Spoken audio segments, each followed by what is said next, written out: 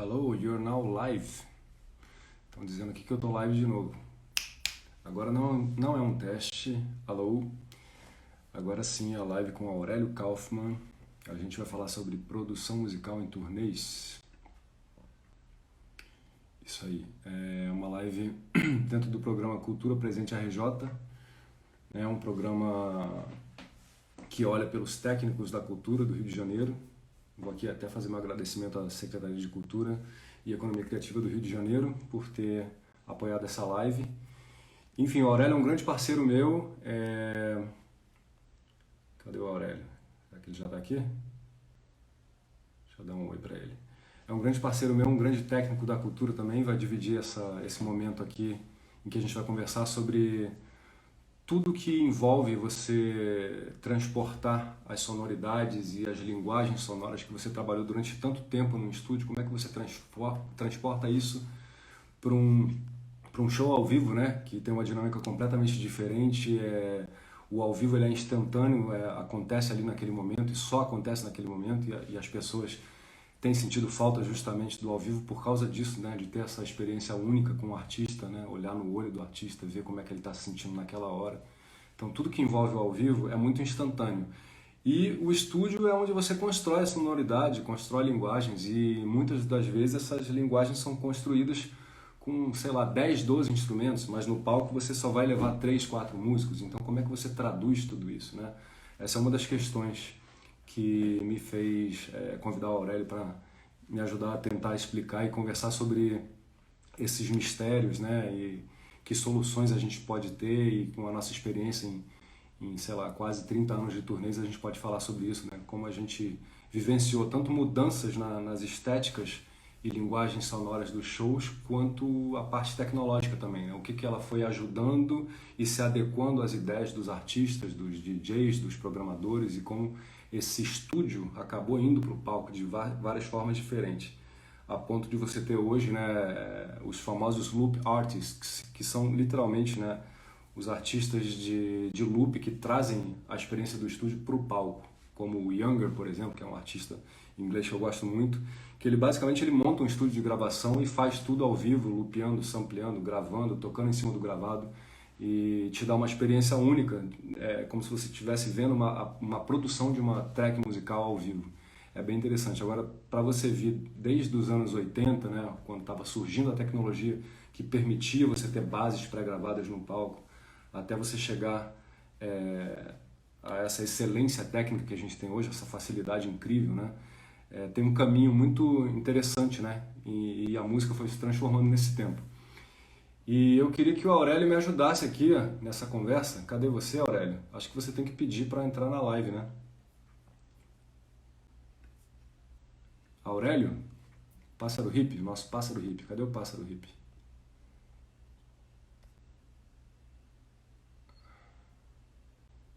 Deixa eu falar com ele aqui. Bom, senão eu vou ficar falando aqui sozinho.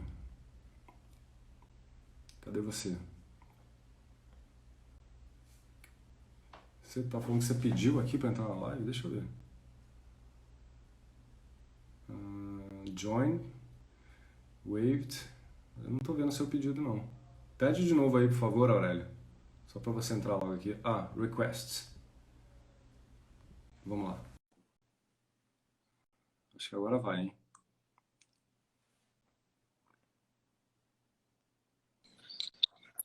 Aurélio! Aí, Aquela coisa que você falou, né, do enquadramento, né? do Vamos ver se a gente enquadramento, ajeita aqui. É. eu tô meio cortado aqui. Você dá uma É, ajeitada? tenta. Agora eu tô te vendo no estúdio, pássaro hippie, lindão. Grande Aurélio. Tudo bem, cara? E aí, tudo tranquilo? Agora acho que tá mais um esquema aqui. Agora sim. Então, Aurélio, pô, obrigado por ter topado essa live aí. A gente vai começar agora a falar. Tem umas perguntas aí para te fazer. Queria que você me ajudasse com alguns assuntos, alguns tópicos aqui que eu selecionei sobre isso que eu estava falando de produção musical em turnês. Então, me apresentando e te apresentando, né? Eu e o Aurélio, a gente trabalha juntos atualmente nas turnês da Vanessa da Mata. A gente se conheceu, inclusive, numa dessas turnês, né? Na turnê Delicadeza, uns 4 ou 5 anos atrás, eu acho. Mas o Aurélio, eu conheci ele há muito antes disso, né? Que o Aurélio gravou o disco da minha primeira banda, Mulheres que Dizem Sim. O Aurélio era técnico de som do Guto Graçamelo, que produziu o disco. Então a gente já se trombou, né? Nesses estúdios da vida há muito tempo atrás, na década de 90. E desde lá nos acompanhamos, né? Temos muitos amigos em comum. E, Aurélio, você hoje pô, trabalha com artistas incríveis, né? De várias gerações diferentes, várias sonoridades diferentes, né? Você teve uma passagem muito marcante, né, com a Cássia Eller, né? Acompanhou ela durante muito tempo. E hoje você trabalha com Milton Nascimento, né? Isso. Milton Nascimento, Alceu Valença, a Vanessa, que eu já falei. Fernando E é o, Abreu. e é o produtor técnico do palco Sunset do Rock in Rio, É que isso. é uma coisa sensacional, né? Que é uma experiência incrível, né? Você trabalhar com tanta gente promovendo aqueles encontros incríveis, né? E você ser responsável por aqueles encontros acontecerem, né? Da maneira como eles têm que ser para ter essa entrega para o público é incrível, é uma experiência que eu queria falar sobre ela depois.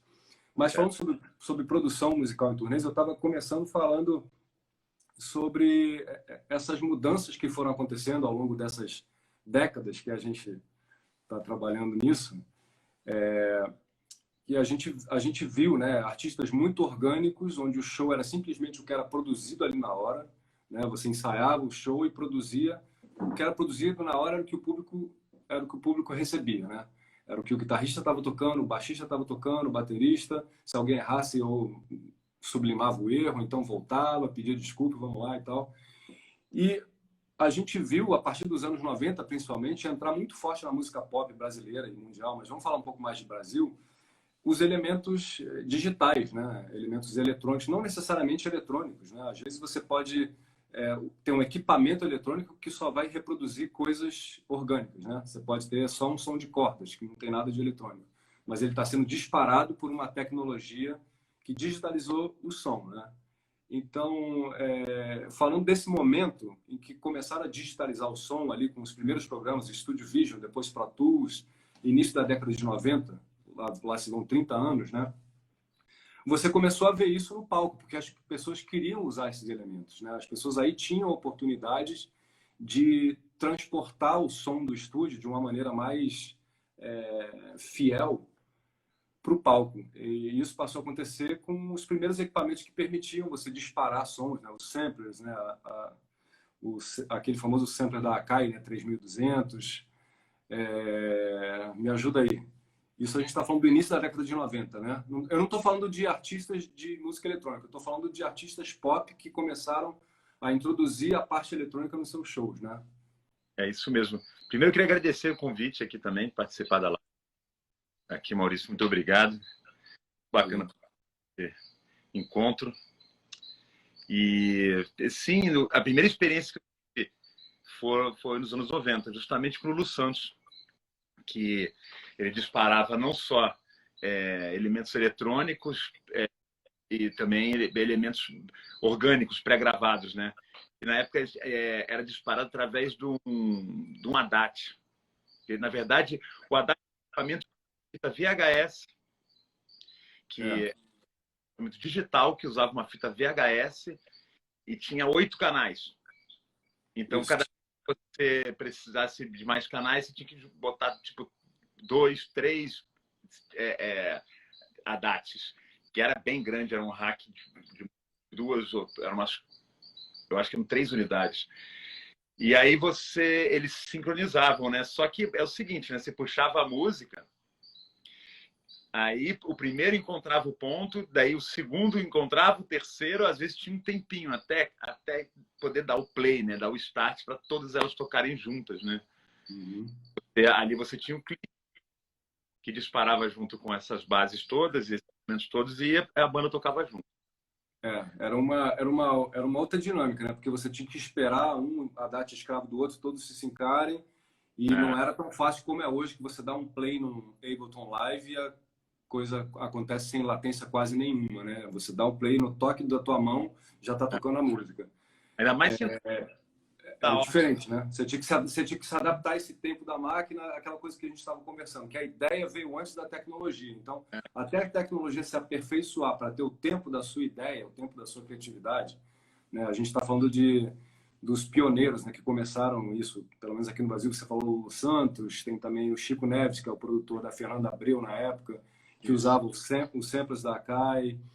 E ele, conversando comigo, ele falou que tinha vários desafios nessa época, porque as memórias desses equipamentos eram muito pequenas.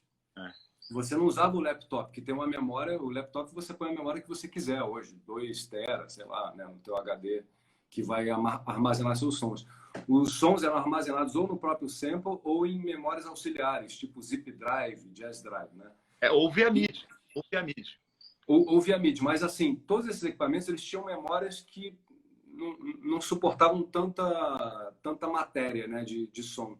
Então, no show da Fernanda Abreu, por exemplo, tinha uma hora que era marcada no show em que ele tinha que loadar o resto do show num outro sampler para dar tempo dele fazer isso. A Fernanda fazia uma jam com os músicos, alguma coisa que era ensaiada para ele poder tá seguro para continuar o show, para continuar com o equipamento. Ele levava 2 samplers para fazer isso. E aí depois foi evoluindo, né? E acho que a turma do hip hop contribuiu muito para isso, né?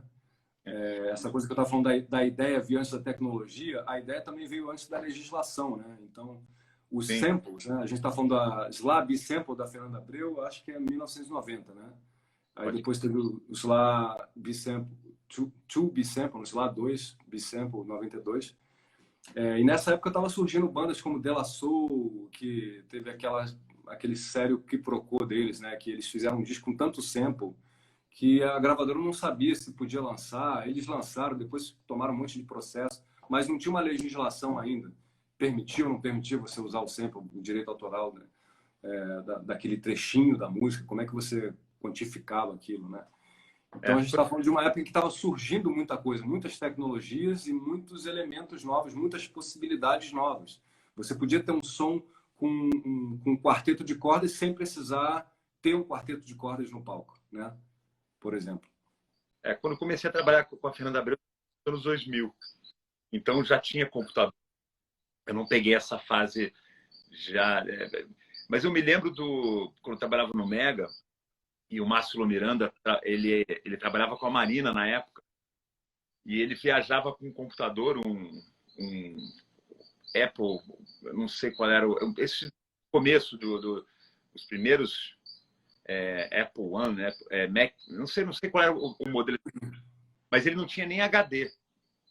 Ele viajava com o computador e disparava tudo via MIDI. Tinha um programa chamado Performer, que trabalhava muito com MIDI. Então ele carregava num disquete no computador as músicas e disparava pelo computador toda a programação MIDI que dispara. E o MIDI é uma linguagem que você dispara direto ou uma bateria já pré-sampleada ou o que for. Funcionava, era mais eficiente no lance de não precisava carregar, né? Porque a informação MIDI ela é uma informação digital que não ocupa quase espaço nenhum, né? Então ela aí eu me lembro que ele tinha uma case do computador, viajava com a case do computador e os racks, né, com todos os teclados, né, que ele plugava via MIDI. Era tipo um cientista maluco, assim, um monte de hacks, um monte de coisa ao mesmo tempo, assim. Eu acho que quem acompanha, porque teve uma mudança na sonoridade pop brasileira, né? Que a gente acompanhou, que a gente já estava trabalhando, né, com música nessa época. Então a gente acompanhou tanto os desafios quanto as soluções que a gente viu, né? Por exemplo, o Lulu Santos é um grande exemplo, porque a gente vê turnês dele maravilhosas com 6, 7 músicos no palco, sopro, um monte de coisa, né, acontecendo, tudo orgânico, tudo ao vivo. E depois você pula uns anos para a turnê do Assim Caminhou a Humanidade, ali em 94, né? O disco produzido pelo Mê, que ali introduziu, né, beats, né, bass culture mesmo, né, house. Tinha muita coisa orgânica, porque o Lulu sempre foi um guitarrista, né, excelente, né? Então ele sempre usou muito esse recurso nos discos e nos shows. Mas ali ele estava usando mais um recurso de um outro tipo de música. Ele continuava compondo canções, mas eram canções formatadas para dançar. É como se ele já entregasse o remix da música dele, ao vivo, né?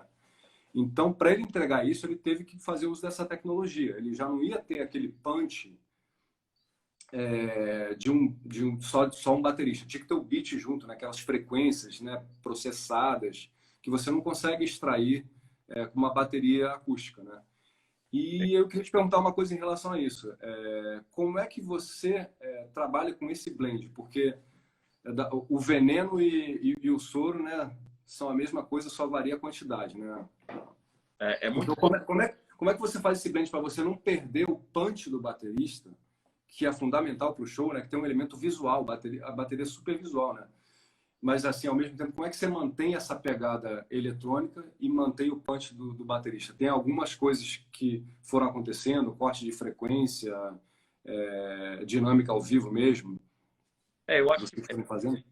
o, eu acho muito importante o arranjo, em primeiro lugar, né? Então você tá quando vem já vai colocar esses tracks para serem disparados ao vivo, você já tem que colocar já pensando que vai ter uma bateria no dia tocando. E principalmente você fazer esse blend da bateria com os efeitos, eu acho que é a parte mais que é mais delicada. Principalmente para o baterista também. O baterista tem que saber fazer isso também.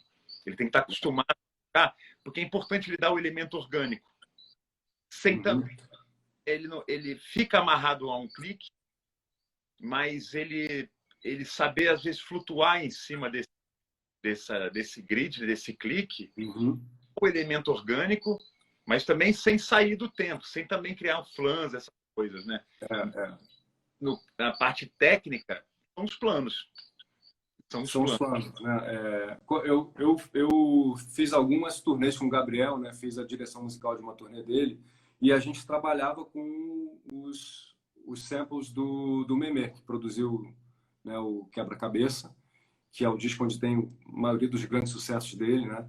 Então a gente trabalhava com aqueles samples, só que o técnico de PA na hora, ele cortava algumas frequências, isso variava de acordo com o lugar, Sim. né? Ele cortava algumas frequências para poder ter mais caixa, ao mesmo tempo aquele som às vezes meio estragado, né, de eletrônica, né, muito processado.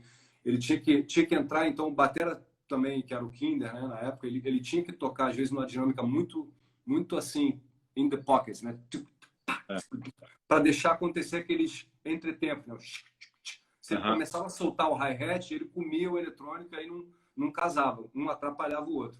Então é Sim. isso. Tinha tanto um baterista que tinha muita consciência de que ele estava tocando com loop, quanto um loop muito bem masterizado e que aí permitia só o técnico fazer pequenos ajustes para aparecer É. aquilo que a gente quer que apareça, né? Que é o som que o fã ouve no disco, mas ao mesmo tempo tendo uma explosão ao vivo que no disco não tem. Porque o Eu acho. disco tem aquele loop que é poderosíssimo, Uhum. mas no show você quer algo mais, você quer explodir mais, né? Quer dar uma pratada naquela hora para realçar uma parte do arranjo. Ou às vezes o próprio artista, o Gabriel, é um artista de freestyle, né? Ele veio do freestyle. Então muita coisa com o Gabriel era imprevisível.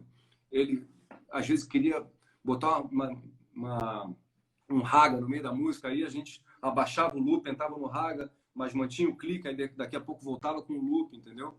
Ele É, mudava algumas partes de arranjos na hora e a gente tinha que se adaptar. Eu tocava baixo com ele, né? eu acho importante, coisa que como a gente faz lá na Fernanda, que é separar alguns fazer, por exemplo, você tem uma placa de áudio que tem 8 saídas ou que tem saídas. Você separar por harmonia, principalmente separar os graves também. É legal separar os graves, porque cada sistema que você vai viajar vai responder diferente. Isso vai ser Tá? inevitável. Sistema, né? Que cortou na hora que você falou. Cada sistema.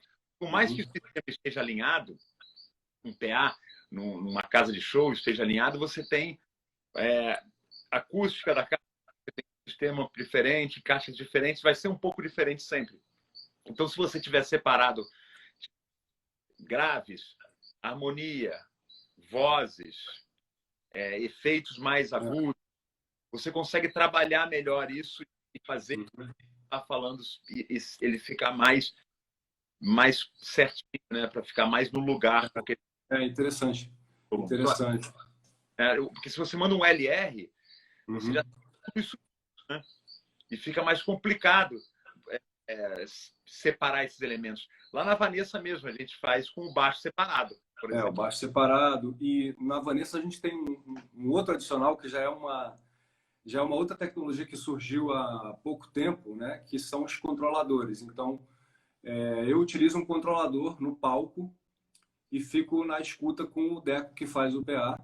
Ah, Então, ele tem lá os canais separados, mas eu também tenho aqui os canais separados. Então, às vezes, quando eu sinto, dependendo, não sei, por algum motivo que eu quero abaixar um canal, eu também posso. Eu tenho 8 saídas separadas também no palco, né? Quando eu disparo a base, eu não disparo só a programação. Eu tenho 8 canais separados para tanto jogar um efeito sim. num canal específico, ou então abaixar um canal específico, fazer um mute. E aí isso dá mais liberdade de a própria turnê ir evoluindo mais, que eu acho que isso que é bacana, né? A gente É. trabalha junto com a Vanessa, que é uma artista super viva no palco, né? O show dela é muito vivo, vai variando muito, ela troca de música, muda a ordem. O show dela nunca... Se o fã for num show hoje, for daqui a 3 meses, ele vai ver um show diferente. Ela vai incluir uma música nova, vai tirar uma música, vai mudar a ordem, vai mudar um arranjo. Ela fica fazendo isso constantemente conforme ela vai recebendo, né, o retorno do É. público. Isso é muito interessante. E a gente se adapta a isso rapidamente com a Aí, tecnologia, usando a nosso favor. Né? a gente trocar essa figurinha que você está falando. Você tem os tracks separados na sua mão. Então a gente troca, trocar, de repente abaixa aqui, aumenta mais a base ali, e ter essa troca. Muitas vezes a gente faz isso até na passagem de som, né? E varia de um show para o outro. E você fala, ué, mas estava igual?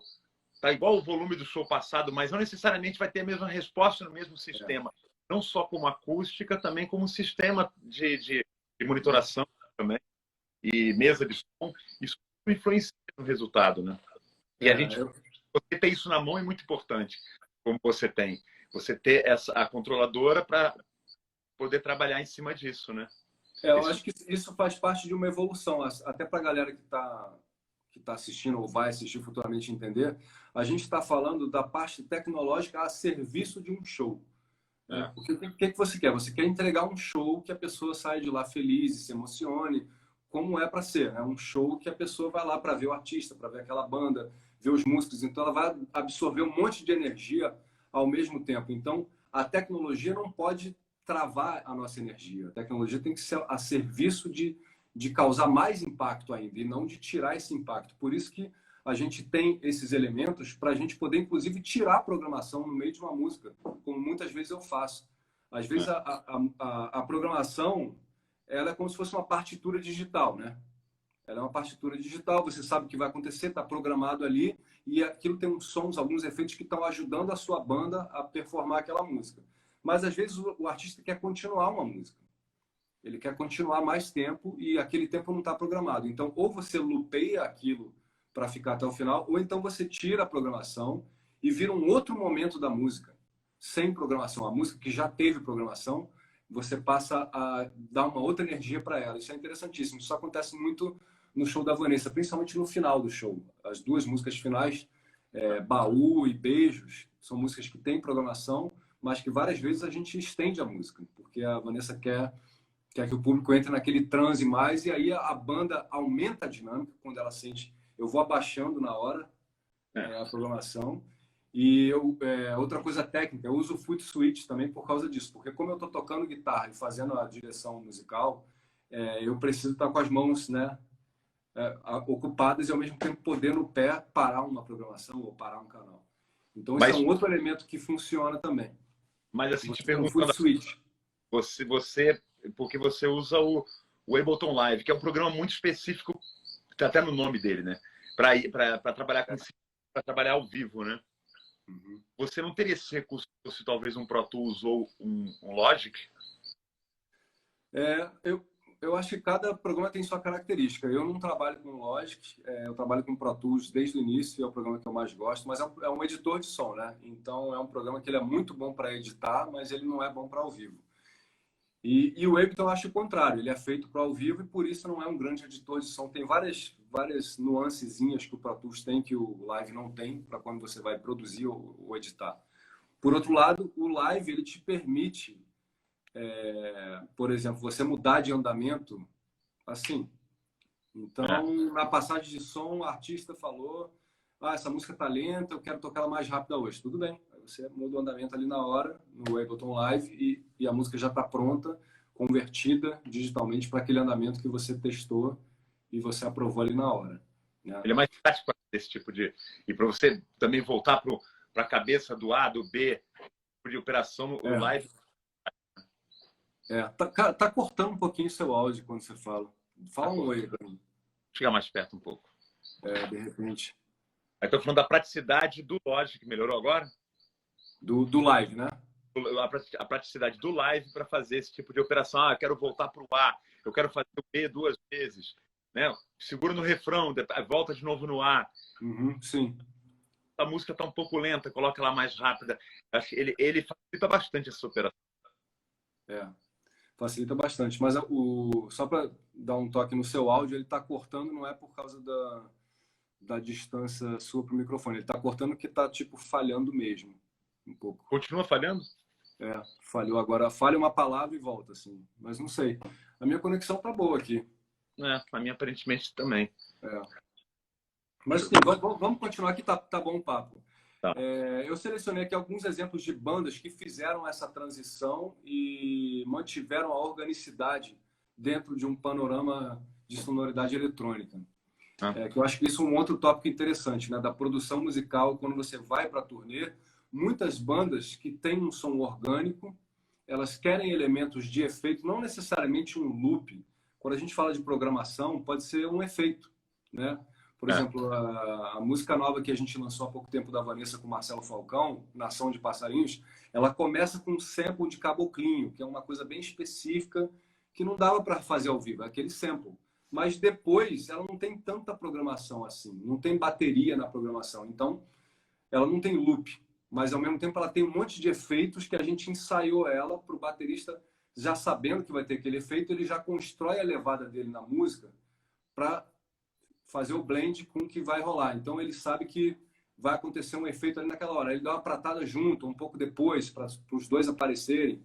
Mas essa intro é uma intro que é um sample. Então a gente dispara a intro e aí eu vou filtrando ela ao vivo, porque é um sample que vai sendo filtrado no EQ. E aí eu uso uma APC40 da Akai para fazer esse filtro e todos os delays do show na programação.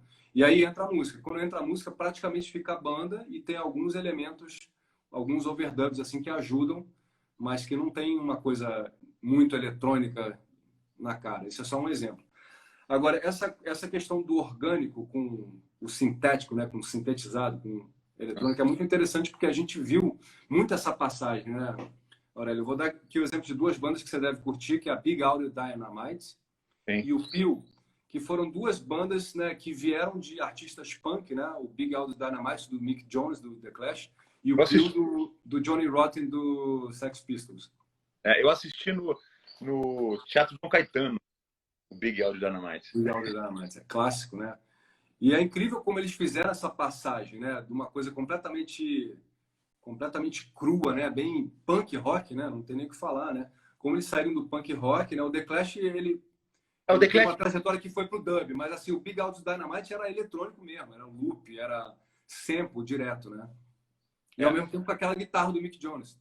Eu acho que a passagem mais radical foi do Sex Pistols, que era uma banda bem crua. Porque eu acho que o The Clash é uma banda que, apesar de ser uma banda que veio do movimento punk, ela é uma banda bem sofisticada até. E tem influência de reggae também, de outras coisas. Mas realmente, do Sex Pistols para o Peel, foi bem diferente, assim. Apesar de... Mas continuando com a identidade dele, né? Cantando, acho que... Principalmente do vocal, né? Do Johnny Rotten, né? Aquele I could be wrong, I could be right. Ele cantava daquele jeito bem punk mesmo, mas dentro de uma roupagem já com a ajuda do Jah Wobble, né? Que era um grande produtor musical. Mas enfim, vamos focar no palco. O que mudou no palco? Mudou no palco que você tinha dois guitarristas, um baixista e um baterista, acabou. Era isso, né? Esses caras. Então os caras fizeram uma carreira, ficaram famosos assim.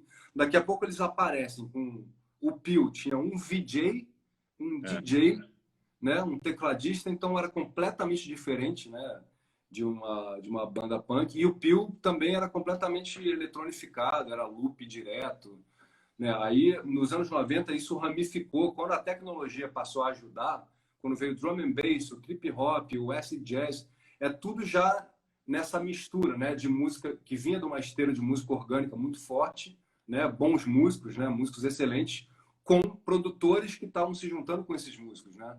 Aí tem uma cena que a gente pode citar um monte, mas eu vou citar uma banda que eu acho que é um símbolo dessa época, que é o Ronnie Size, do Represent. Que o Ronnie Size, né, que era um cara, era quase um poeta, né, tipo spoken words, assim, trabalhava com spoken words, mas assim, o que ele trazia para o palco, ele trazia um baixo acústico, guitarra, teclado e, sei lá, 3 DJs, né? E eu acho que tinha até uns computadores, né? Era legal ter o computador no palco, né? Acho que também tinha essa coisa de mostrar, ó, a gente está fazendo música com computador agora. Agora o Mas lance é esse. bem revolucionário para aquela época. É, De... o Ronnie Size veio no Brasil, né?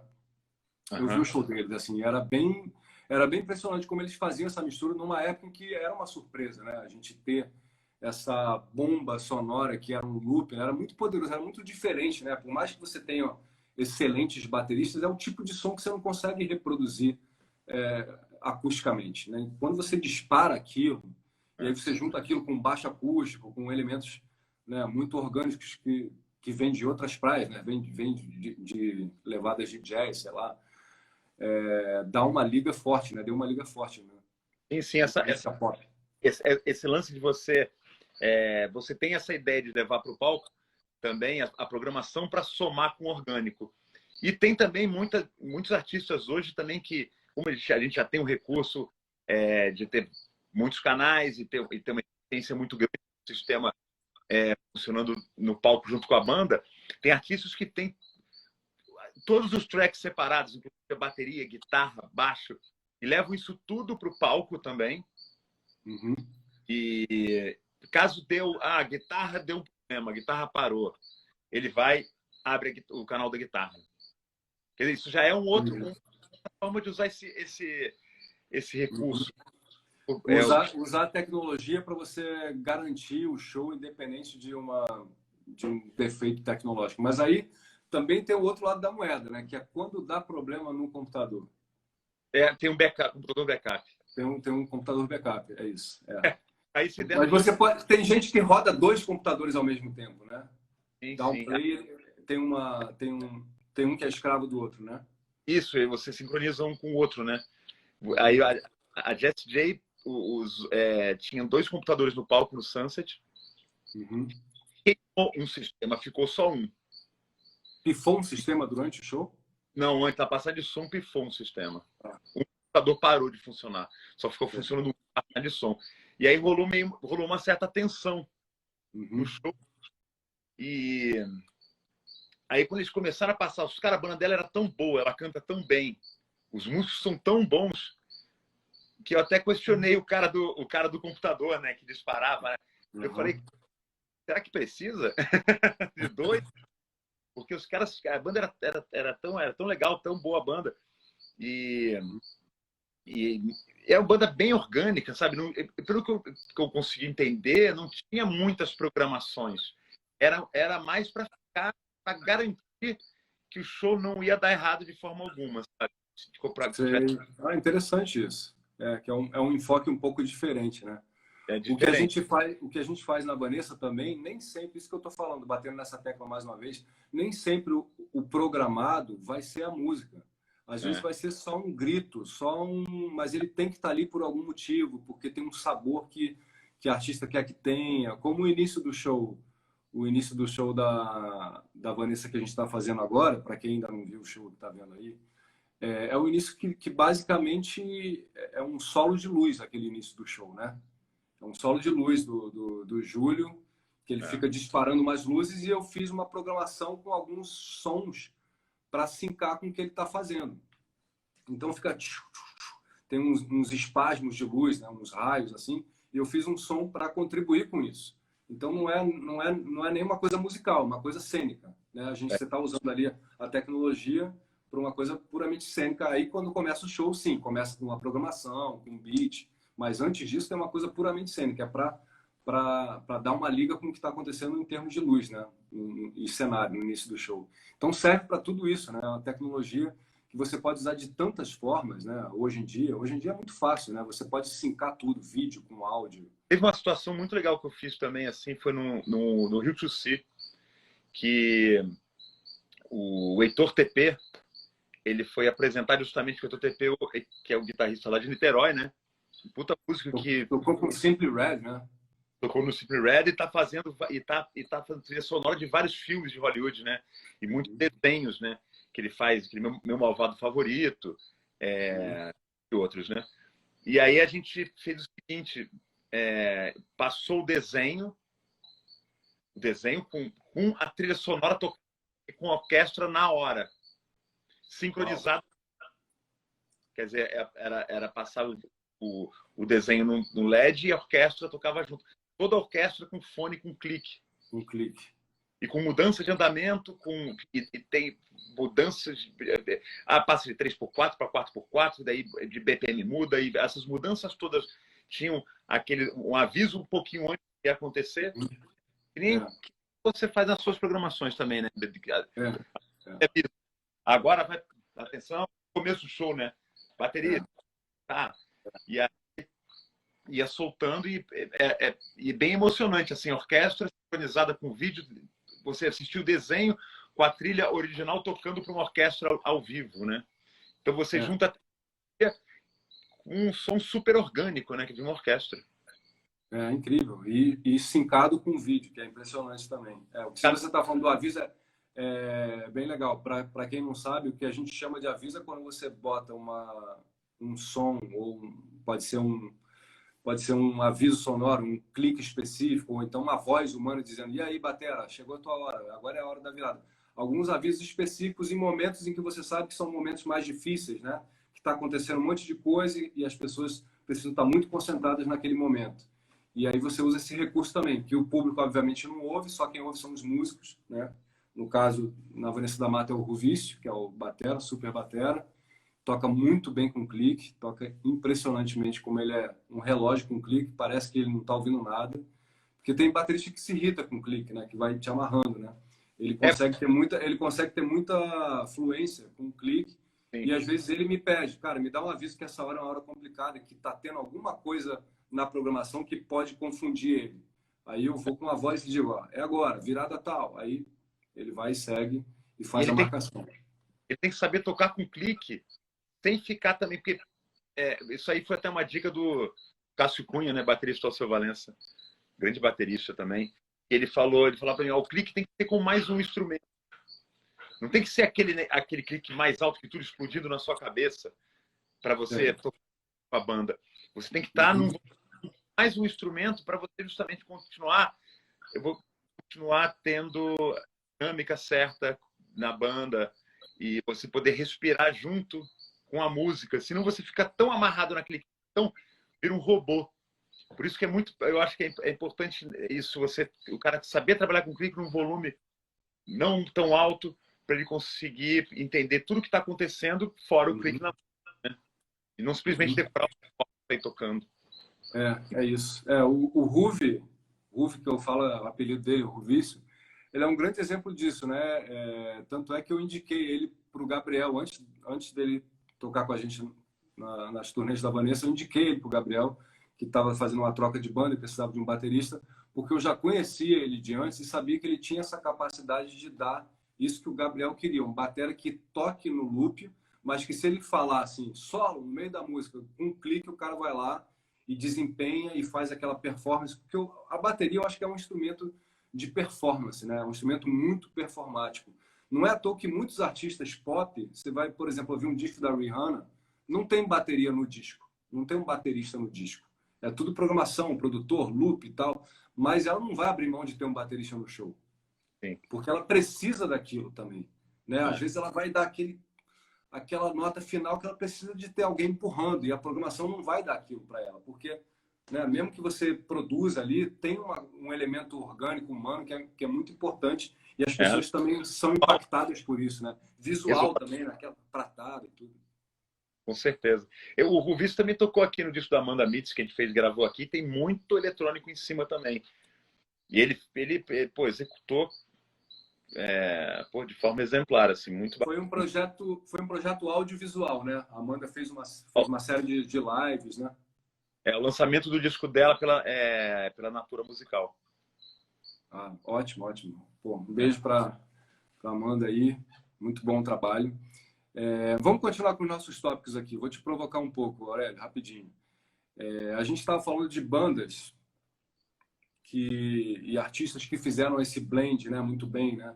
Eu dei o exemplo do Ronnie Size, e aí mais para depois dos anos 2000, acho que o Buraca Som Sistema tem uma menção importante aí nessa cultura de mixar eletrônico e orgânico ao vivo, porque é uma banda de kuduro, né? Uma banda de kuduro, que é um elemento musical africano assim muito importante na música eletrônica global hoje, né? Uhum. Que influencia muita gente no mundo todo. E se você for ver o Buraco, até acho que eles estão parados agora, né? Mas assim, o tempo que eles ficaram na ativa, que fizeram todos esses grandes festivais, Coachella e tal, o que você via no show deles era um show com dois bateristas. Na verdade, são dois DJs, mais bateristas do que DJs. Tinha até um laptop ali, mas o cara passava a maior parte do tempo reforçando os loops ou em pads ou em elementos acústicos mesmo, tipo cowbell e tal. Então, tinha muito essa coisa percussiva em cima do programado. Isso dava um plus para quem já conhecia o beat, né? Para quem já curtia, mas que ia ver o show e tinha esse elemento a mais, o elemento percussivo orgânico, junto com o eletrônico. Eles fizeram carreira com esse tipo de show. Outra banda também britânica, Disclosure, que é uma dupla de DJs também, que no palco eles levam muita percussão, cada um tem um set de percussão, por causa dessa coisa performática, né? Do elemento primitivo ali, né? De tambor e tal, né? E Isso. aqui no Brasil também, pô, gostaria de mencionar o Sunny Pitbull, que eu acho que é um divisor de águas, né? No movimento funk. Ele mesmo fala que ele não é DJ, que ele toca tambor, né? Às vezes ele brinca porque ele falou que o DJ faz assim, mas o DJ brasileiro de funk ele faz assim, né? Ele toca na MPC e se você for ver, né? Quem já deve ter visto apresentações dele, realmente é muito performático e é tudo assim, é tudo na mão. Ele não é um DJ que ele vai soltar um funk e vai ficar levantando o bracinho. Ele vai ficar trabalhando, ele fica assim, tipo, ocupadíssimo no equipamento dele, né? Ele toca mesmo o que ele cria, né? Ao vivo. Quase como se ele estivesse reproduzindo o processo de criação dos beats e loops que ele faz. É impressionante ao vivo. E acho que ele fez essa passagem muito bem, né? Ele deu muito material para os outros DJs que foram influenciados por ele, do movimento funk e DJs de música eletrônica em geral. Por causa desse elemento percussivo também. E aí veio muito o Brasil, né? A coisa do maculelê, todos os samples que não só ele, como hoje em dia o funk largamente usa, né? Uhum. Nação Zumbi também, né? É um exemplo interessante de uma banda que veio totalmente de som orgânico, né? Tambores, né? E ao longo da carreira deles, eles foram incorporando dub, reggae, um monte de outras influências, e aquilo foi se traduzindo com elementos novos no palco, né? Você viu o primeiro show da Nação Zumbi, mesmo depois da morte do Chico, era muito orgânico mesmo, né? Do Peixe assumir os vocais e tal, muito tambor e tal. E depois, passados alguns anos, você via já o Pupilo disparando muita programação, disparando pad, o do Peixe fazendo live dub com caos pad na voz ao vivo. Então eles começaram a introduzir muitos elementos, não só eletrônicos, né? Elementos digitais, né? Pré-programados ou disparados ao vivo no som deles, sem perder, obviamente, toda a potência do maracatu que pesa uma tonelada dos caras. Interessante da Nação, que eu acho que eles... eu tive a oportunidade de acompanhar alguns shows lá em Pernambuco também, trabalhando com o seu, e ele soltava muito no meio da música.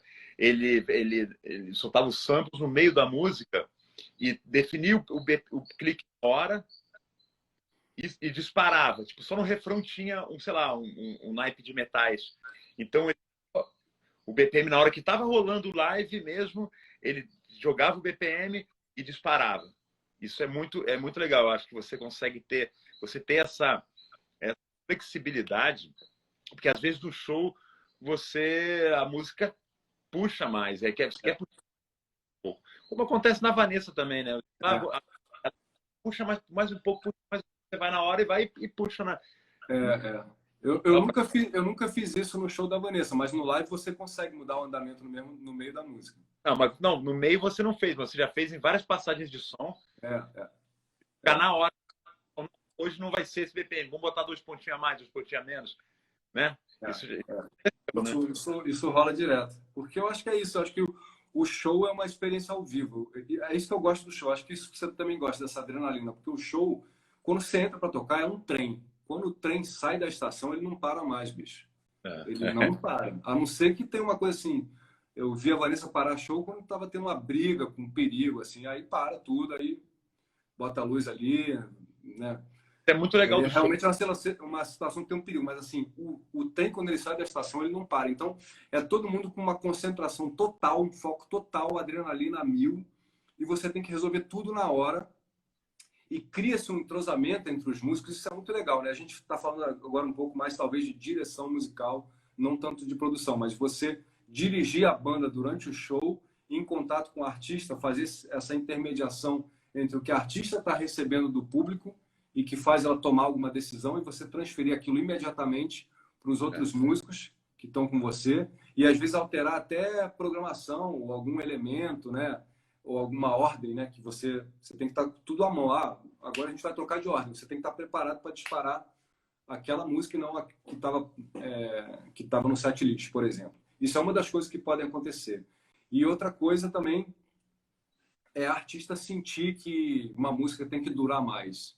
Ou você sentir nem sempre acontece uma comunicação verbal. Às vezes é só um olhar, às vezes é só uma mão, algum gesto que você entende que, então a gente vai continuar, a gente vai seguir mais. O que você faz nessa vez? O que você cria ali, entendeu? Então, às vezes, arranjos surgem durante o show também, né?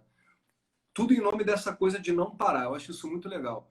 Eu acho isso muito bom do show da Vanessa, porque ela só dá boa noite depois da quarta música, assim, em geral. É. Ela tem essa coisa, então tem muito show que você vê o artista trocando de guitarra, trocando de instrumento e tal. Eu não troco de instrumento, eu não corro esse risco de botar isso no meu script. Eu vou trocar de guitarra aqui porque eu estou a serviço de uma coisa que está acontecendo ali na frente e que ela está recebendo muita energia e está tomando decisões, né, nessa adrenalina. Então, o show ele precisa estar muito quente, né? Ele precisa esquentar rápido para ganhar a galera e daí ele seguir, né? E a sintonia da banda e da equipe tem que estar muito em cima para isso acontecer bacana, né? Para isso funcionar, porque como você falou, o show é aquele frame ali.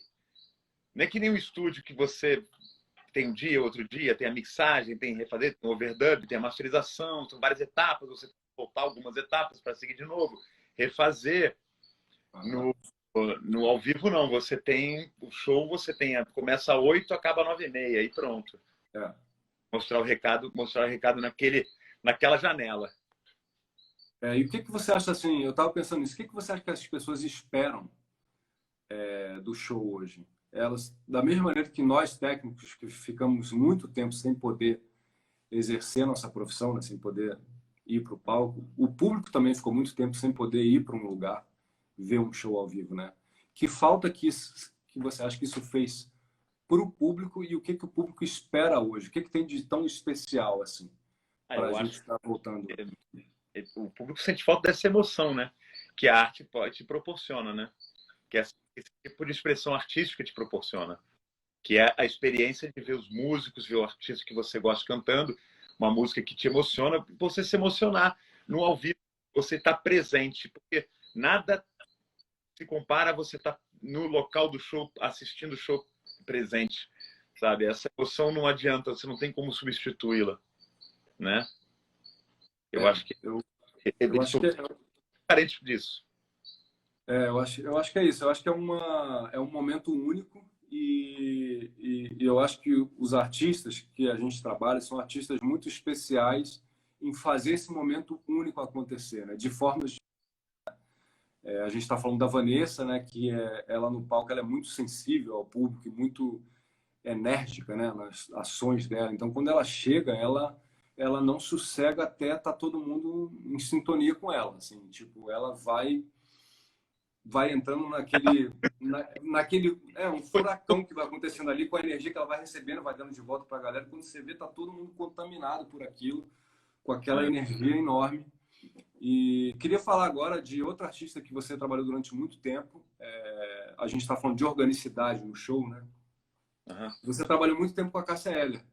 E os Sim. shows que eu vi da Cássia me impressionou muito a questão da imprevisibilidade no show dela. É um show que os artistas pop, você vai esperando alguma coisa e normalmente você recebe o que você está esperando, às vezes algo mais e tal. Mas a Cássia, eu não sabia o que esperar, por exemplo.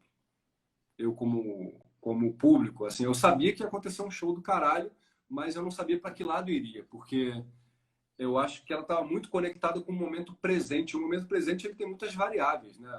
O humor dela, o que ela está sentindo, o que ela quer dizer naquele dia, naquele momento. Eu Ela, queria que você ela, falasse um pouco dessa experiência, assim, como é que era esse show, como é que era você manejar isso de forma técnica para ficar tecnicamente perfeito, mesmo tendo tanto espaço para improviso e transes assim musicais. ela era uma artista que interagia muito com o público e o resultado do show era muito o resultado dessa interação do público com ela. Como você falou, tem artistas que muitas vezes que seguem o roteiro, que é uma forma de show também. Você Uhum. faz o roteiro e você segue à risca aquele roteiro sempre. Você tá, aí você faz esse show, sei lá, 2, 3 vezes por semana, você super azeita aquele repertório.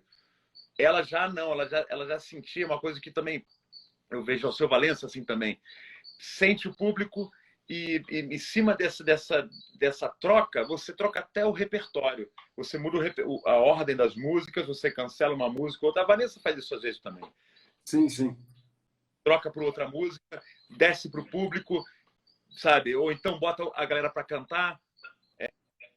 Então, ela era isso era muito forte nela isso. Não só também era muito orgânico, né? Principalmente o MTV, como ela tinha essa interação muito forte com o público.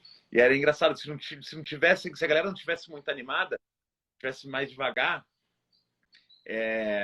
ela dava uma caída também, assim, ficava um pouco, daí depois aí retomava e jogava energia para o público para tentava achar o caminho para troca. Sim, E depois o caminho para encontrar essa troca para crescer o show. Tem porque eu, artistas que o show deles dessa forma, uma música depois da outra, e confiam naquele repertório que vai dar certo até o fim, né? sim, eu acho isso interessantíssimo, porque não tem certo e errado, né? Assim, Não. os dois tipos de show dão certo e eles têm um objetivo, né? Que é um objetivo profissional, que é você entregar o melhor que você pode e a pessoa sair de lá melhor do que ela entrou, ela sair de lá emocionada, sair de lá encantada, né? Isso é uma coisa que acontece com o show, porque tem muita carga, energia, né? A Vanessa, ela só está naquele lugar naquele momento, ela não está em nenhum outro lugar do mundo quando ela está lá. Então, o fã já fica emocionado só por causa disso, sabe? Ele tá ali, cara, a Vanessa tá aqui na minha frente. Se eu esticar o braço, ela vai me tocar. E Então, isso muitas é vezes muito forte. E eu acho que os bons artistas sabem usar isso para transformar essa experiência em algo ainda mais inesquecível. Mas, assim, no caso da Cássia, que tem a ver com a verve artística dela, eu acho, a Cássia tocava Camarão de la Isla, né? Soy Gitano. Ela tinha uma coisa muito de improviso, né? Eu não sei o que isso poderia variar em arranjo, mas acho que de improviso vocal, eu via muito isso acontecer durante o show. sim, sim. Né? Acho que isso era um elemento que você. Acho que talvez isso que eu ia esperando quando eu ia ver eu ia esperando alguma hora que ela ia despirocar, ou ia entrar em transe, ou ia fazer uma melodia diferente. Então você sempre espera algo. No show dela, eu sempre esperava algo diferente, assim, algo surpreendente. Ela tinha Era um essa capacidade, né, de sempre surpreender, de sempre entrar num transe. É, porque ela cantava, ela tinha uma voz incrível, né? Assim, não era muito especial, né? E muita personalidade. E ela gostava muito desse lance do improviso, do ao vivo e ter a surpresa, botar uma música nova no show para última hora. E aí a banda, no caso banda, a equipe, todo mundo tem que comprar isso. Isso mexe no improviso do artista, da banda, do técnico de som, do técnico de luz, do produtor. Aí todo mundo improvisa junto, né? Todo É. mundo improvisa junto na hora. E tem que estar todo mundo bem sintonizado para essa improviso funcionar direitinho, né? E também, Fala. às vezes funciona, às vezes não. É um risco que você corre também. E aí que você tem a chance de dar certo, mas às vezes não dá tão certo. Mas bola para frente, para improviso e vida que segue, né? Não, acho que é um improviso como forma de linguagem, né? É uma linguagem. Eu acho que ela tinha essa linguagem. Ela não abria mão dessa linguagem. Mesmo tendo um show super bem marcado, como o Acústica me tiveram, um show super bem pensado, né? Arranjado e tal, mas ela não abria mão dessa linguagem do improviso, principalmente vocal, né? O que eu ia falar? Eu ia falar uma outra coisa interessante. Eu estava pensando numa outra coisa interessante sobre essa coisa das linguagens e sonoridades, que eu acho um aspecto importante. Eu queria te perguntar também, a gente compartilhar um pouco dessas experiências. Porque quando você leva um projeto do estúdio, onde você teve toda a calma para equalizar, para você produzir, para você errar, acertar, gravar, regravar, e aí você escolhe um som, você escolhe um andamento, você escolhe uma interpretação. Aí você chega no primeiro show, você fala, não, essa música tá lenta. É bem comum isso acontecer. Você chega no primeiro show, pô, essa guitarra tá baixa. É. Ela precisa impactar mais. Aí o batera fala assim, pô, essa levada, ela não é a levada, não tá pegando tanto quanto eu achava. Isso acontece muito também, né? Então, eu acho que os músicos têm que estar muito ligados, e o diretor musical também do show tem que estar muito ligado nisso. Como é que você faz para aquela música funcionar ao vivo? Às vezes ela é uma gravação perfeita, mas chega no ao vivo, falta alguma coisa, ou sobra alguma coisa que você tem que tirar. Né? Às vezes, criar uma parte nova para ela, criar uma introdução. Também. Que nem o pessoal comenta às vezes, assisti o show, sei lá, de uma banda que você gosta, um artista fala, pô, tava um disco o som. Mas na verdade, quando ela tava um disco, o som tava muito bom. Mas não pode estar o disco. Na verdade, não é o disco. Nunca é o disco. Ele tem que se adaptar ao vivo, porque tem essas diferenças de. Você está falando de volume da guitarra, BPM, para a energia funcionar no ao vivo. Você adapta uma música que saiu de um estúdio para o ao vivo, né? Então, normal você fazer essas modificações, porque você tem que ter esse elemento do ao vivo para funcionar, né? E outra coisa que eu acho importante falar é você tentar transportar as linguagens quando elas são parte da composição. No caso da Vanessa, por exemplo, ela gravou reggae na Jamaica, né, com Sly and Robbie. Então, a linguagem é parte da composição, na minha visão, Sam. Você tem que transportar aquela linguagem e aí você tem que estar em sintonia com a técnica para saber, ó, o baixo ele vai ter que ser mais estúpido nessa música, vai ter que ser mais grave. É claro que a gente não, nem fala mais nisso porque a gente já está trabalhando juntos há um tempo, mas você deve ter percebido isso, né? Na questão da equalização dos sons, quando você está trabalhando com linguagem tipo reggae, dub, durante um show, não vai ter a mesma equalização de uma música mais samba. Fora os efeitos que podem ser aplicados no dub, por exemplo, os delays, reverb, que você pode aplicar na hora no show, né? Os delays e a mixagem. Você vai pegar o baixo que está aqui, você vai ter que botar ele aqui naquela música. Né? Então, acho que é todo mundo em sintonia. Tanto o músico vai ter que saber te entregar um som de baixo de reggae. Ele não vai pegar aquele baixo de 5 cordas com treble, né? Baixo ativo, assim, e vai tocar um reggae. Ele vai ter que fechar o tone ali. Vai ter que tocar mais aqui, né? Então, desde o músico te entregar o som, que é o som característico da música, até você também estar ciente, né?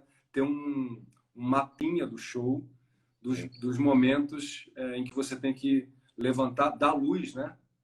Eu estava falando da luz, às vezes é literalmente da luz, porque tem marcações de luz também, né? Tem marcações de solo, marcações de momentos de música, que a luz vai no músico, então o som também pode dar uma ajudada nessa hora, né? Deve dar uma ajudada nessa hora para as pessoas entenderem, ó, o foco agora é ali. Ali está acontecendo alguma coisa interessante, para não passar batido, né? Então a gente trabalha muito com todos esses aspectos. É uma grande partitura coletiva, né, que a gente faz, né? Só que tem uma hora que ninguém fala mais nada, né? Tem uma hora que todo mundo já entendeu e cada um guarda no seu HD pessoal. Ó, aqui eu tenho que botar a guitarra assim, mas o cara lá também tem que me defender.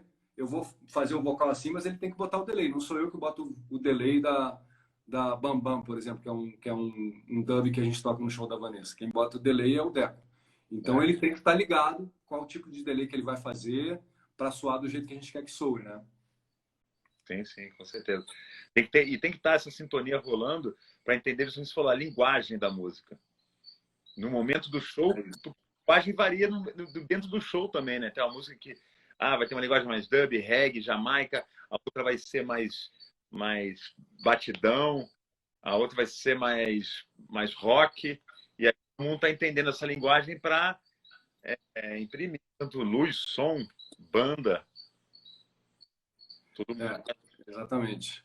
Agora, quando isso não acontece muito bem, quais as soluções que você acha que devem acontecer? Por exemplo, uma programação não está funcionando com a bateria. E aí, um dos dois vai ter que abrir mão de alguma coisa, né? É uma negociação que se dá na hora. Ou você pede para o baterista tocar menos ou tocar menos nota, dá só os tempos mais fortes, ou você tira a programação, ou você corta um elemento da programação. Eu acho que tem que ter uma conversa, né, do diretor musical com o baterista e o técnico de som. Tem que ter essa reuniãozinha, né? Juntar os três e tentar chegar no melhor resultado possível. Se tirar o bumbo, de repente, e ficar só o eletrônico, ficar só contratempo e caixa, bumbo, e aí conversando para chegar nesse lugar que vai funcionar. Aquele negócio dos graves que a gente estava falando, porque o bumbo o bumbo orgânico junto com o bumbo eletrônico, tem que estar muito bem ajeitado isso para funcionar, né? Sim, mas assim, da mesma maneira que você está falando de bumbo, às vezes tem, por exemplo, um sub-kick que o baterista nem consegue tocar. Então, você tem que ter aquele sub-kick, mas ao mesmo tempo o batera tem que estar lá ajudando a música, senão ele está quase fazendo uma mímica, né? Então, tem que ter uma negociação. De repente, ele tem que mudar a figura de bumbo dele, né? Tem que mudar o estilo dele de tocar um pouco menos quando vai o sub-kick no tempo 1, ele não toca aquele tempo, mas depois ele pode tocar. Eu acho. É bem interessante. Isso vai acontecendo durante os shows, né, Aurélio? Às vezes no primeiro show não dá muito certo, no segundo você já corrige. A gente está sempre se falando, né? Você na monitoração também, né? Para quem não entende, assim, o Aurélio ele trabalha muito com monitoração, ou seja, ele trabalha com o som que os músicos ouvem no palco, não o som que o público ouve. Mas esse som é importantíssimo para os músicos tocarem à vontade. Porque se você não se ouve direito, ou se você está se ouvindo... Eu não gosto de me ouvir alto, por exemplo. Eu gosto de ser impactado pelo que os outros estão fazendo. Tem músico que prefere ouvir praticamente só ele e o clique, alguma coisa assim, né? Eu gosto de ouvir todo mundo. Talvez porque eu faço direção musical e preciso estar ligado no que todo mundo está fazendo também. Mas, assim, aquilo me dá uma ajuda, porque o tipo de guitarra que eu faço, às vezes, é para estar dentro de todo mundo. Não é uma coisa que vai sobressair tanto. Mas, ao mesmo tempo, ela funciona. Então, eu tenho que ficar ligado se eu estou fazendo um pouco de mais ou de menos, para ela ajudar na medida certa, né? Sim, e a monitoração é fundamental para isso, né? A gente se fala monitoração é um trabalho diferente do PA. No PA, quando eu faço um PA, eu faço do jeito... Assim, claro que tem essa conversa, tem todo não sei o quê, mas é uma forma que eu acho mais interessante que vai soar. Já se for fazer um monitor, eu faço para você. Eu tenho que entender, tanto você como a Vanessa, como os outros músicos, entender a necessidade do artista e do músico e colocar no ouvido dele. Isso de forma que ele consiga interagir com a banda, manter a dinâmica e toda a sonoridade bacana, né? Eu me lembro assim, num dos primeiros shows que eu fiz com a Vanessa, acho que o técnico de som me deu o meu body pack errado e eram dois guitarristas, ele trocou com o guitarrista. Então a primeira música foi um inferno. Eu metia a mão na guitarra, não saía nada, e aí o outro guitarrista tocava e ia alto pra caramba aqui. Eu tirei assim, eu falei, cara, tem alguma coisa muito louca aí. Depois a gente ajeitou, mas assim, você não consegue, você fica assoberbado, você não consegue nem se concentrar no show. É difícil, é fundamental você ter uma monitoração do jeito, não é nem alta, é do jeito que você queira, né? Eu, por exemplo, já falei que eu não gosto de ouvir a minha guitarra muito alta. Eu gosto de ouvir todo mundo, eu gosto de ouvir batera. Às vezes você me pergunta, você quer ouvir um pouquinho mais de batera? Eu sempre quero um pouco ali, né, para garantir que eu vou ser impactado por aquilo, que eu gosto de som ao vivo. Assim. Uma forma correta, uma forma fazer sua dinâmica da melhor maneira, você tem que ouvir os outros instrumentos também, né? Tem que ouvir todo mundo, a banda inteira. Né? Não, eu tô falando de uma coisa um pouco mais sutil agora, né? Tem gente que gosta de ouvir o próprio instrumento mais alto, porque está Tem. muito ligado na técnica e tal. Mas É, assim, eu gosto de ouvir o meu instrumento dentro da base, da base. para ver como ele está funcionando dentro daquela música. Não se está tecnicamente perfeito. Claro que é importante isso, mas assim, eu preciso saber na hora como aquilo está funcionando com a música. Eu acho que é isso. O público não percebe, mas a gente está tomando decisões a cada segundo durante o show inteiro, né?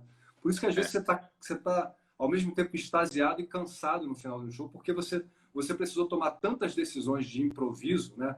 Ao longo daquela 1h30, 2 horas, decisões de menor porte, né? Sobre detalhes de grande porte, mas o que eu chego à conclusão é que tudo é muito importante no show. É. Mesmo que a pessoa não entenda por que ela está se emocionando com aquilo, com aquele instrumento, é o som que está fazendo ela se emocionar também. Então, se aquele som não está no foco certo, aquilo passa batido. Por exemplo, um dub. Um dub que é um exemplo mais clássico. Se eu não boto o delay certo na guitarra, ela não funciona. É. Aí a minha presença ali não está fazendo diferença. Ela faz diferença quando eu boto o delay certo, com feedback certo. Então eu fico mudando isso o show inteiro, né? Eu fico o tempo inteiro lá mudando, porque cada música pede uma coisa e tem uma música que a Vanessa, sei lá, o Bambam tem uma hora que a Vanessa ela tá dançando, é uma parte que ela não canta. Então naquela parte tem que ter algum elemento novo musical, sonoro, que contribua, que dê uma virada na música. Então é a guitarra que faz. Então aquele delay tem que estar certinho. Se ele não tiver certinho, a música Então, já não vai tanto, sabe? Já não rende tanto ao é vivo. a história do baixista, né? Quando o cara para de tocar, que o público fala, ué, alguma coisa errada. Exatamente. Baixista, né? Mas sabe que tá errado, porque é uma guitarra de 4 cordas, né? E tal. É muito comum o leigo, mas é tudo certo também. Isso aí é obrigação do público saber qual é o time que ele vai tocar, exatamente a função dele. E sim o resultado final que vai emocionar o público, independente dele sabendo ou não o que está sendo executado por cada um, ou ter um conhecimento mais técnico sobre cada som individualmente, né? Eu me lembro quando era garoto, foi meio que um pulo do gato quando eu comecei a saber, isso aqui é guitarra, isso aqui é o baixo, isso aqui é o teclado. Porque até um certo ponto você ouve aquilo como uma coisa única, né? E você ouve um som, né? Você ouve um som. Ouve um som. E eu acho legal a gente também trabalhar isso, assim, imaginar como se fosse exatamente uma coisa só. E não ouvir separado cada instrumento. Porque, no final das contas, o que interessa é o resultado final, né? De todos os instrumentos, todo mundo junto. Os instrumentos todos e o cantor e o resultado final. Com certeza o que interessa é o resultado final e acho que é interessante a gente ter essa abstração de, ao mesmo tempo, entender o que é importante no momento do show e o que não é tão relevante para você também não ficar preocupado à toa com uma coisa que não vai fazer tanta diferença ali para o show, né? Você não se estressar com talvez um certo volume. Às vezes tem uma coisa que não faz tanta diferença, mas eu acho que principalmente eu fico muito ligado em arranjo durante um show. Tanto quando eu vou ver um show, quando eu vou assistir um show, quanto eu vou tocar, né? Performar de alguma maneira. Eu acho que o arranjo é muito importante para isso que você está falando, para as pessoas receberem a música da maneira como o artista envisionou, assim, sabe? Ele queria um tipo de som, e aquele tipo de som é fabricado de uma certa forma no estúdio onde você tem um monte de recursos. E no show você tem outros tipos de recursos que servem para esse mesmo objetivo. Não fica igual, é bom que não fique igual, não é para ficar igual, mas tem que dar um resultado parecido com aquela visão que o artista teve no estúdio, que às vezes, né, a gente trabalha com música, a gente sabe, muitas vezes você tá é uma coisa quase psicodélica, né? Pô, será que a galera vai se emocionar porque eu vou dar uma pratada e não sei o quê, e aquilo vai criar um lastro, e aí o cara vai dar um efeito naquele prato, e aí todo mundo vai levantar o braço naquela hora e, sabe, a gente nem está falando de música eletrônica. Em momento algum a gente está falando de música eletrônica onde tem até uma cartilha, né? uma estética muito definida, que varia muito com esse rigor de timbragem e de breakdowns e momentos, né? É um outro tipo de construção de música. No nosso caso, a gente está falando de músicas pop. Jorge Israel até acabou de entrar. Olha, Você vai fazer um show amanhã com ele, né, Aurélio? fazer show amanhã com ele lá no BB. Um abraço, Jorge Israel. Grande. Que também é de uma banda que também é um grande exemplo, né? Que teve essa virada dos anos 80, anos 90 e 2000, e você viu o som se transformar, né? Sem perder a organicidade, mas entrando elementos de programação, entrando remixagens durante o show. Isso é muito interessante. Eu acho que essa virada que se deu na década de 90 deu um salto, né, qualitativo no show business também, sabe?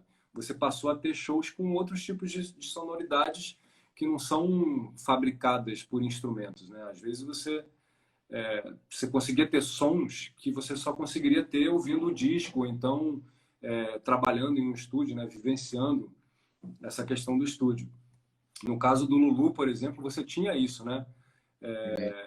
Ele começou nos anos 80 com um movimento de rock e tal, e quando deu essa virada nos anos 90, você ia num show do Lulu e tinha programação o show inteiro.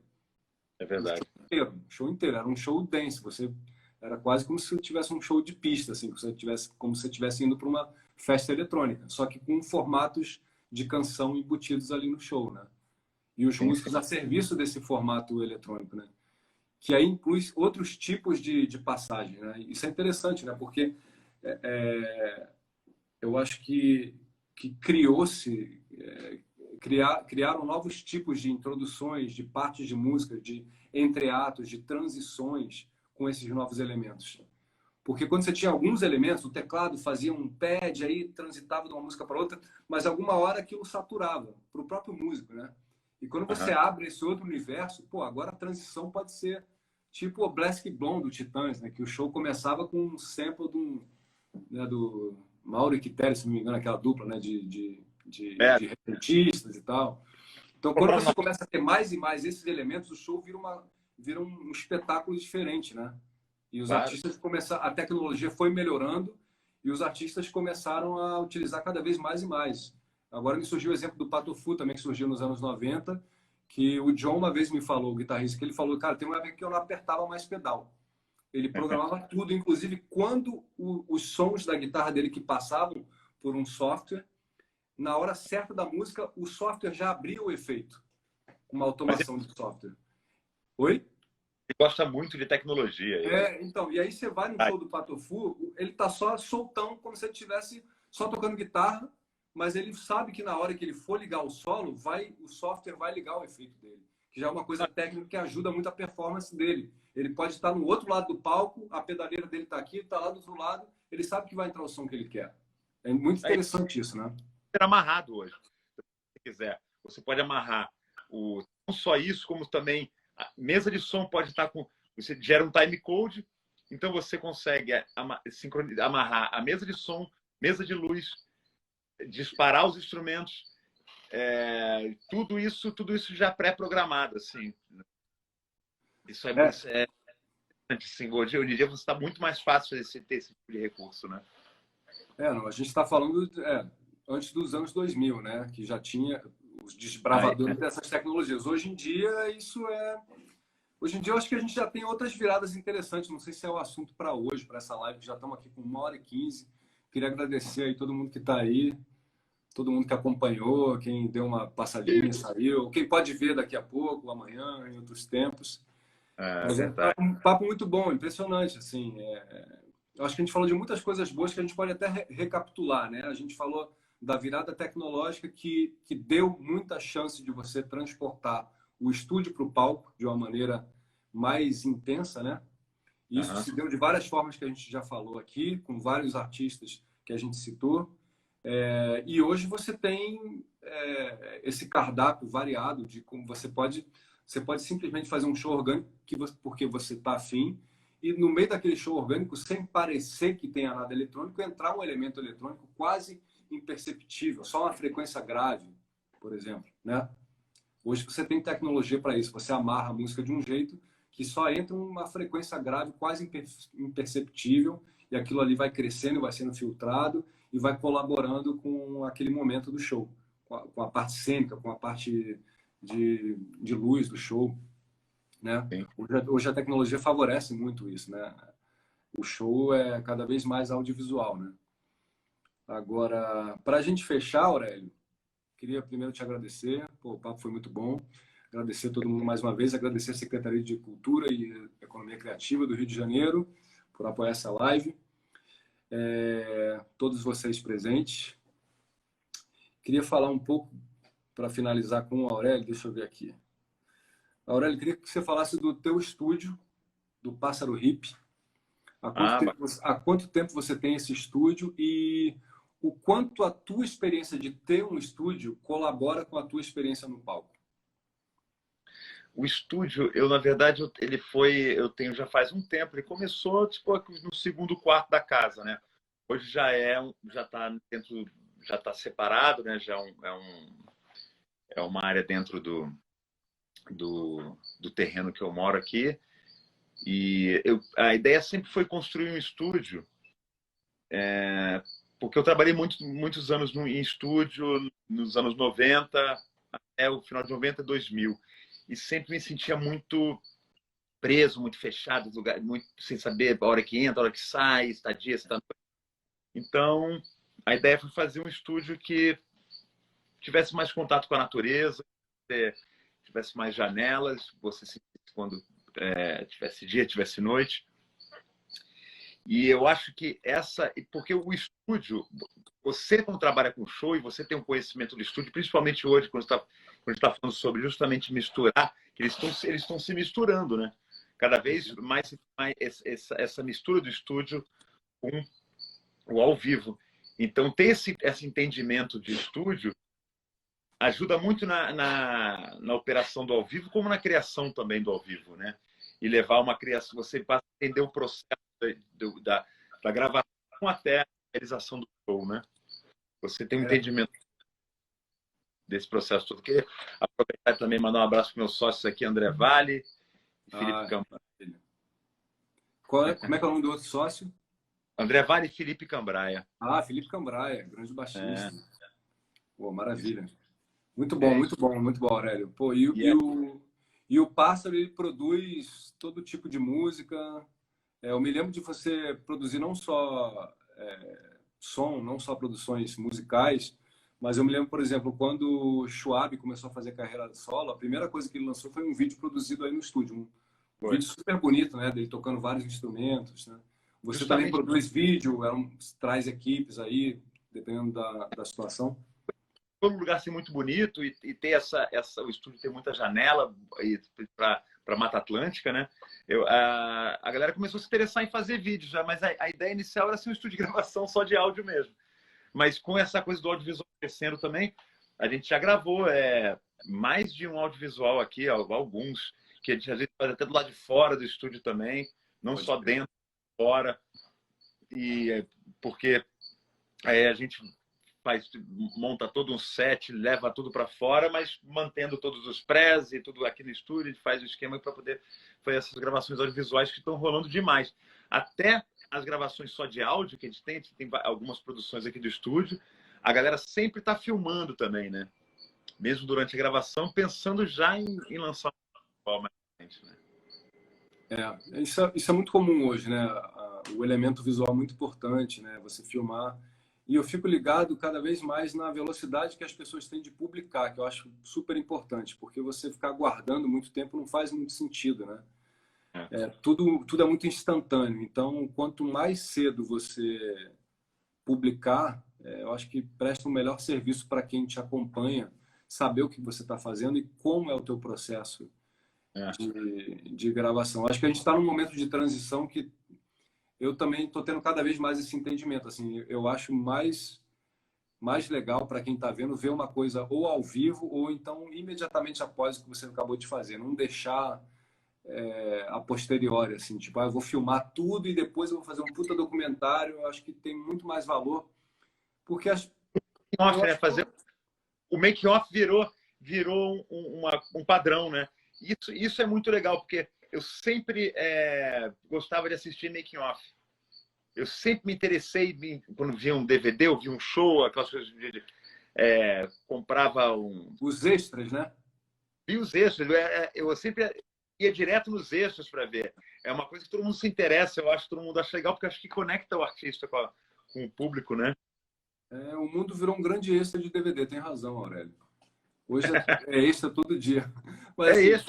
fora essa brincadeira, eu acho que é isso. Eu acho que o que tem de bom dessa coisa instantânea da rede social é de você poder ver o que está acontecendo na hora que está acontecendo e ver a transformação das pessoas, né? Dos artistas, né? Eles sendo transformados pela própria música, porque a música transforma a gente. É Toda legal vez pra que a gente caramba. está fazendo, toda vez que a gente está fazendo, a gente passa por emoções que vão nos transformando à medida em que a gente vai criando e a gente vai validando aquilo de certa forma entre a gente, né? Primeiro num pequeno núcleo de músicos, depois chega um amigo e vê de fora e pô, gostei. Aí você vai criando confiança naquele som, naquela música, naquela ideia, e daqui a pouco você chega e apresenta aquilo para um público pela primeira vez, e aí ganha mais confiança ainda, e a coisa vai crescendo, vai se transformando. Mas é legal acompanhar esse processo, né? Para quem faz música como a gente, mas para quem consome também. Porque Claro. você realmente está vendo a verdade do artista ali, né? Quando ele está Aproxima. fazendo, quando ele está criando, quando ele está sendo desafiado, quando ele está desconfortável ou em dúvida, mas esse sofrimento faz parte do processo, né? Muitas E vezes.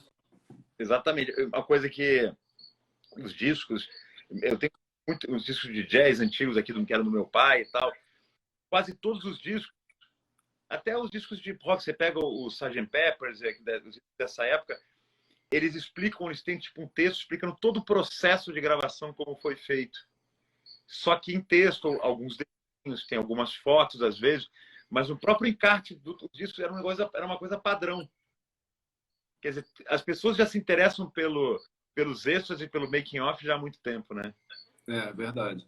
Eu É, leio é, é a mesma função, né? Porque fazer uma cobertura cinematográfica devia ser caríssimo na época.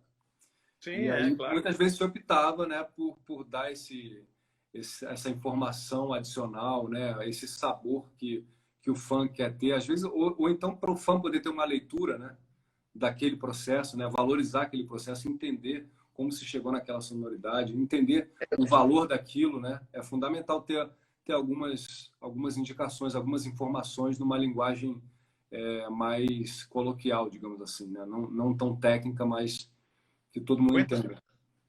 Eles colocavam, que muitos discos colocavam até assim, essa música, a voz do disco foi gravada, sei lá, da Billy gravada com 167, com pré, não sei, eles explicam até tecnicamente como foi gravado, cara, é muito legal.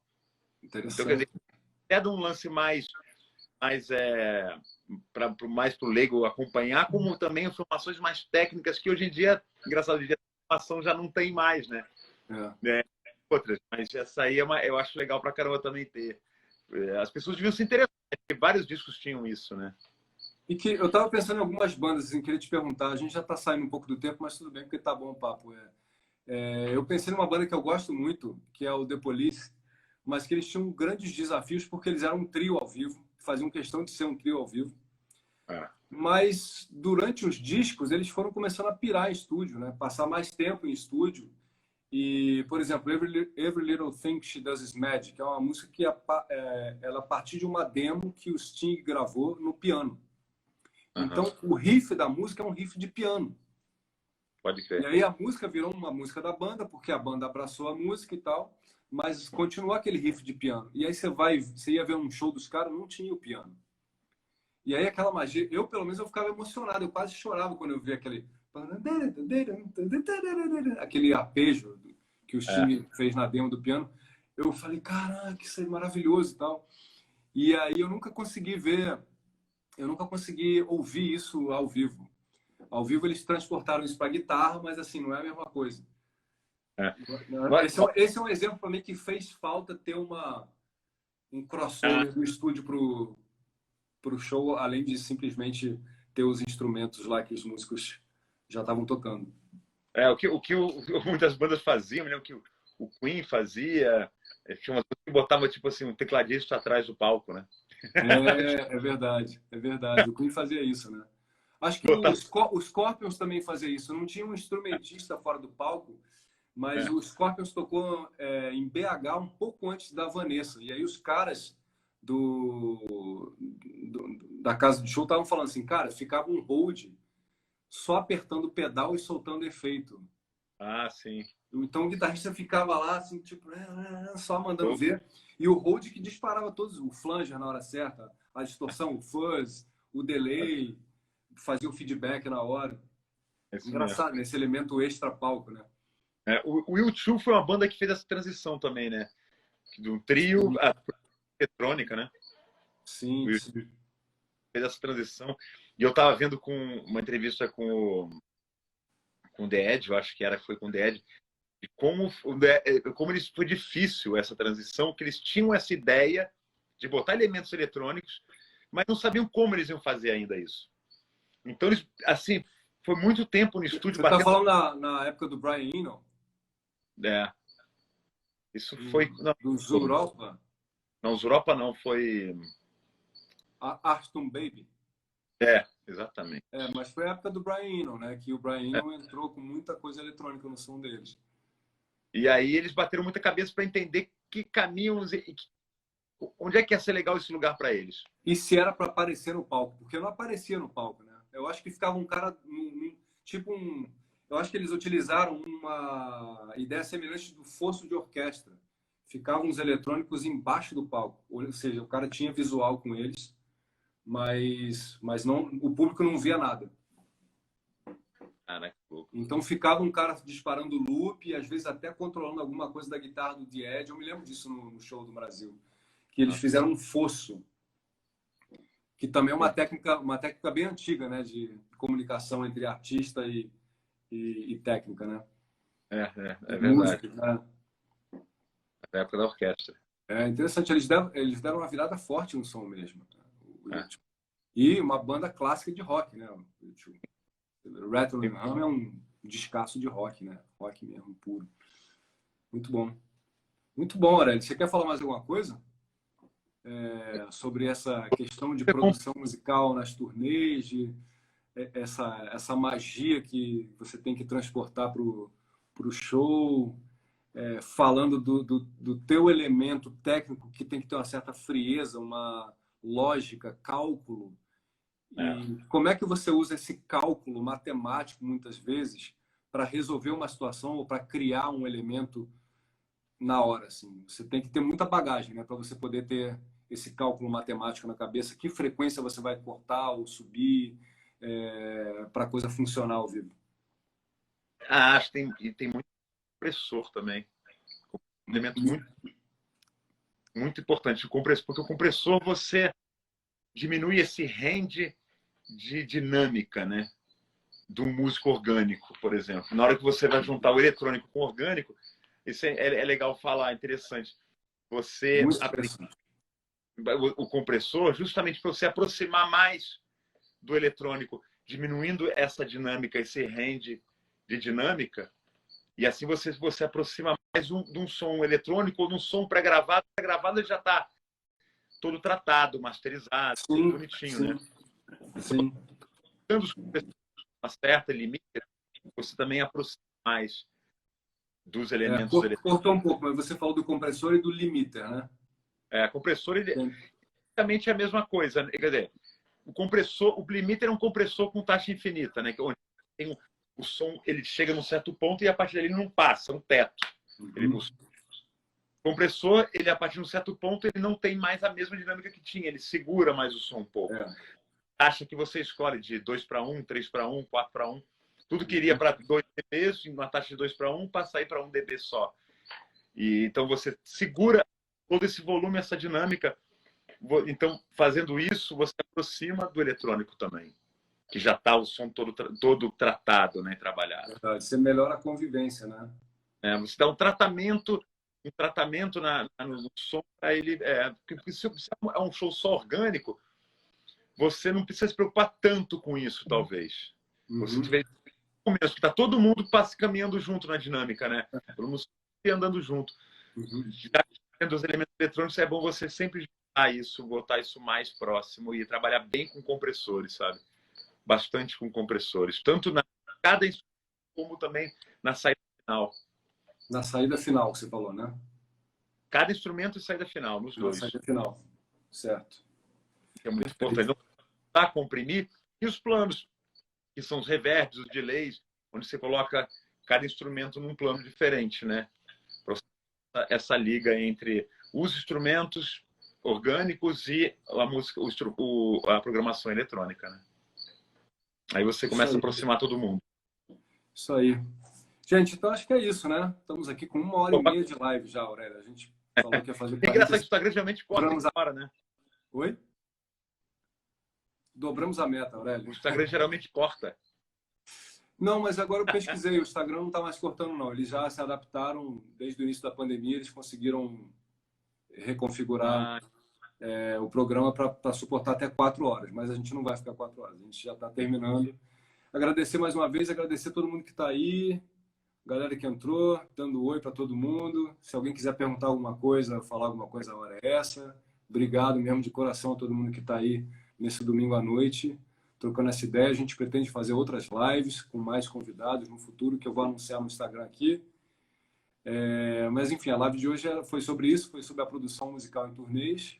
E a gente procurou compartilhar um pouco das nossas experiências e do que a gente aprendeu, né? E a gente construiu, né? Em termos de sonoridade, de turnês, nessas quase 3 décadas que a gente está trabalhando com isso, eu e o Aurélio, não necessariamente juntos, mas atualmente estamos trabalhando juntos há 5 anos com a Vanessa da Mata, e a gente está tendo essa experiência juntos, é uma experiência ótima, que a gente voltou até agora, né, Aurélio? isso. Depois de Maravilhoso, tempo. né? A gente teve um show na pandemia, eu acho que foi talvez Eu acho que teve, não, com público, acho que teve dois durante a dois. pandemia, teve dois. Mas era tipo 15 pessoas, né? Oi? Público de 15 pessoas, né? Não, não, a gente chegou a fazer público, com público no Vivo Rio e em São Paulo. É Mas, verdade. assim, foi logo antes de fechar, É. no início do ano de 2001, antes de ter aquela pane geral. Foi uma Enfim, janelinha. foi uma janelinha, pequena janelinha que abriu.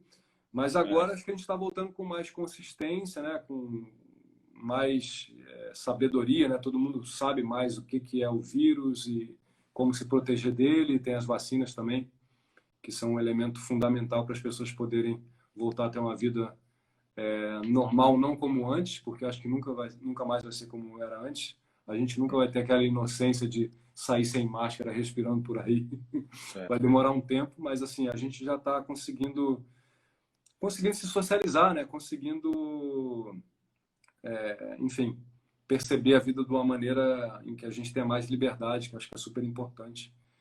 E muito felizes com isso, né? Não só nós, a gente, como a gente percebe, né? A euforia do público, né? Nos shows que a gente tem feito, né? A gratidão no olhar, né? É um momento muito importante que a gente está vivendo, que a gente está reconquistando um espaço social, né? A gente está reconquistando um espaço que a gente ficou impedido de ocupar, né? Que é esse espaço social da gente interagir, da gente vibrar junto, como se vibra num estádio, trocar, né? Trocar olhar, trocar emoções. Isso fez muita falta, né, Aurélio? Para todo Sim, mundo, eu acho. muita. É que a gente tá falando da emoção do show, nada substitui a emoção do show. É, De você.